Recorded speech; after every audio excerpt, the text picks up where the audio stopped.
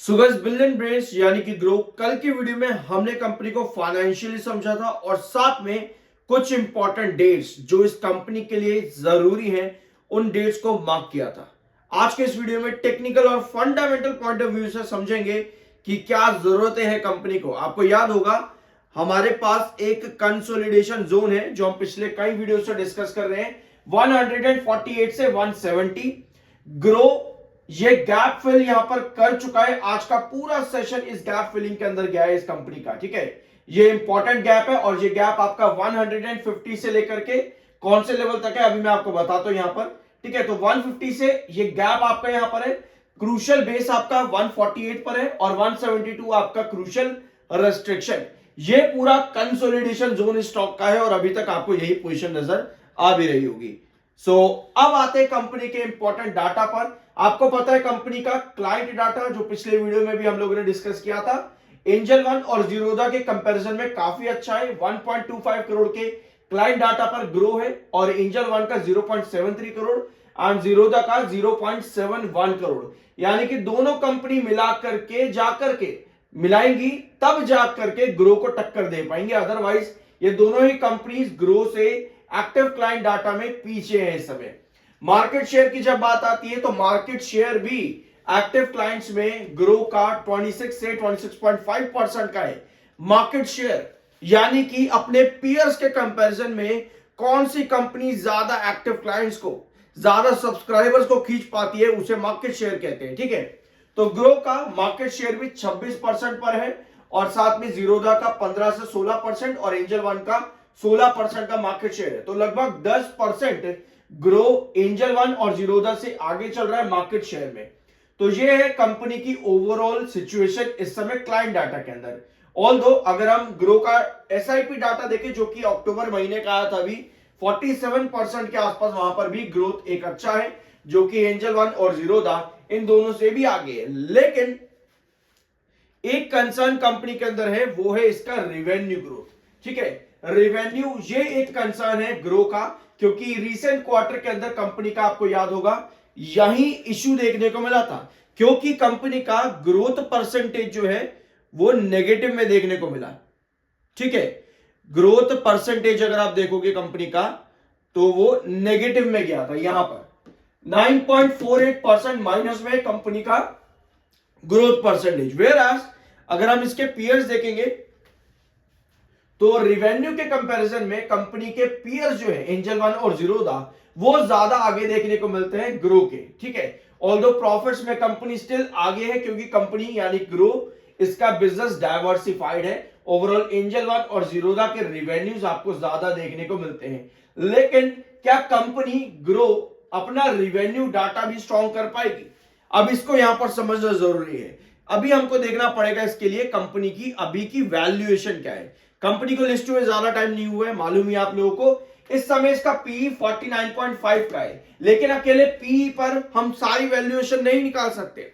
हमारे पास अभी इस समय कंपनी का पी है क्योंकि कंपनी का ग्रोथ नेगेटिव में आया है, तो इसका ईपीएस भी कंपनी का लो है। लो ईपीएस, ग्रोथ भी कम, यानी कंपनी का पी अभी हाई है और पीबी भी कंपनी का हाई ही देखने को मिलेगा।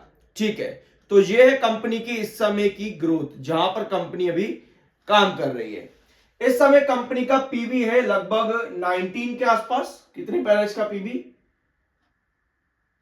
ठीक है, 19.29 के पीबी पर कंपनी है। आप देख पा रहे हो कि स्टॉक ने सिर्फ तभी रिटर्न दिया है जब इसकी लिस्टिंग हुई थी, उसके बाद अपने हाईएस्ट पर गया था जब इसका पीबी 16.75 पर था, यानी कि price to book ratio 16.75 points पर था, तभी स्टॉक ने बड़ा रिटर्न दिया। यानी कि अगर हम कंपनी की ग्रोथ देखेंगे तो ये पीबी के अकॉर्डिंग कंपनी का जो एक्चुअल एक मतलब कि कहो अगर आप यहां पे जो एप्रोप्रिएट पीबी है कंपनी का वो 18 से 16 के बीच में प्रेजेंट वैल्यूएशन को देखते हुए, यानी कि थोड़ी बहुत करेक्शन 18 से 16 के बीच में जब भी इसका पीबी आता है हल्की सी करेक्शन के साथ में तो एक बढ़िया रिकवरी देखने को मिलती है।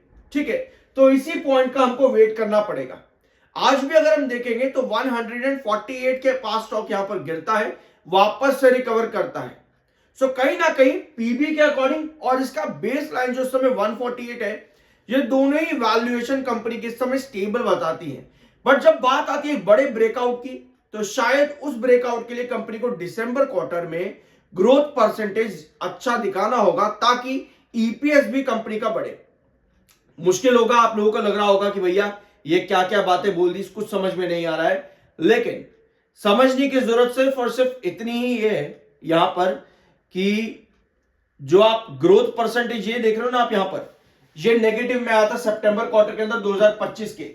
अभी जब आपके पास दिसंबर क्वार्टर आएगा वहां पर ये पॉजिटिव में आना जरूरी है, चाहे 1% आए या 2% आए, कुछ भी पॉजिटिव में यहां पर बनता है तो यस आपको स्टॉक स्टेबल होता देखने को मिलेगा।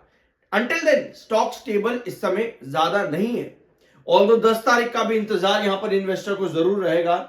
तो ये सिचुएशन इस समय कंपनी की 73.5 का आपका एमएफआई जो कि बेरिश है, 54.8 का आपका RSI, technical neutral plus bearish इस समय बने हुए हैं। आज के सेशन में 148 ये वाले प्राइस के नीचे आप डिप कर गए, 148 के नीचे आप डिप कर गए। कल के सेशन इसके नीचे ही क्लोजिंग आई थी और आज स्टॉक ने वापस से रिकवरी करी है 150.79 के आसपास आप आज के दिन क्लोज हो गए हो। ये प्राइस आपका गैप फिलिंग का है। अगर आप 1 आवर टाइम फ्रेम पर देखोगे तो आपको ये गैप आपको यहां पर नजर आएगा। तो ये गैप स्टॉक ने पूरा फिल कर दिया है। एक गैप आपका 1 आवर टाइम फ्रेम पर और था जो मैंने पिछले वीडियोस में डिस्कस किया, ये वाला गैप, ठीक है।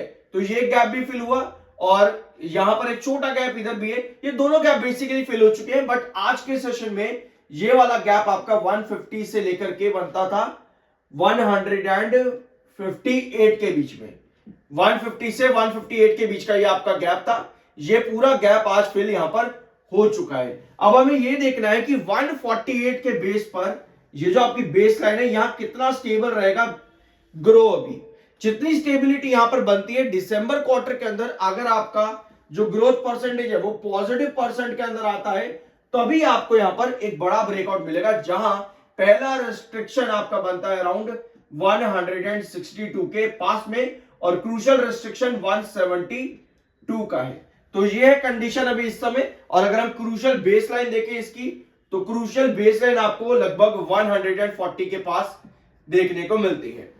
तो ये सिचुएशन पर इस समय ग्रो कंपनी काम कर रही है। बाकी देखते हैं किस तरह के रिजल्ट आते हैं। और 10 तारीख इंपॉर्टेंट है, 10 तारीख इंपॉर्टेंट है इस कंपनी के लिए। और 11 तारीख ऑल्दो अगर हम यूएसए के टाइम डाटा से देखें तो 10 दिसंबर आपका रेट कट है। और अगर हम इंडियन टाइम से देखें तो 11 दिसंबर को हमको वो अपडेट देखने को मिलेगी। तो दोनों ही दिन मतलब बेसिकली 10 और 11 तारीख बहुत इंपॉर्टेंट है। 10 तारीख ग्रो के लिए, 11 तारीख मार्केट के लिए काफी जरूरी रहेगा। बाहर से की कोई रिकमेंडेशन नहीं है, वो आपका अपना ओपिनियन और मर्जी होनी चाहिए। मिलता अगले वीडियो में।